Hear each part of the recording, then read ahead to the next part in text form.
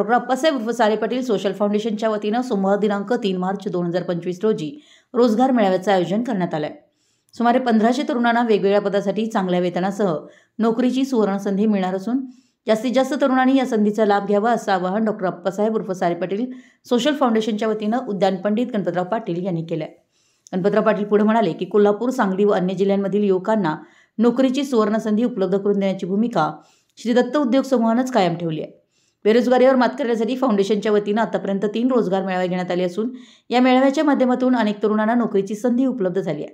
त्यामुळे अधिकाधिक तरुणांना रोजगार उपलब्ध करून देण्याचं ध्येय बाळगून फाउंडेशनमार्फत प्रत्येक वर्षी रोजगार मेळावा घेण्यात येतो।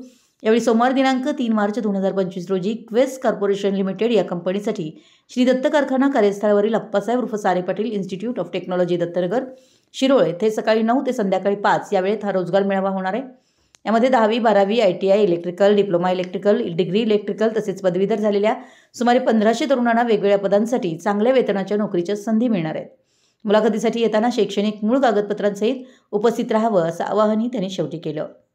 मराठी एस न्यूजसाठी कुरुंदवाडहून संदीप अडसूळ।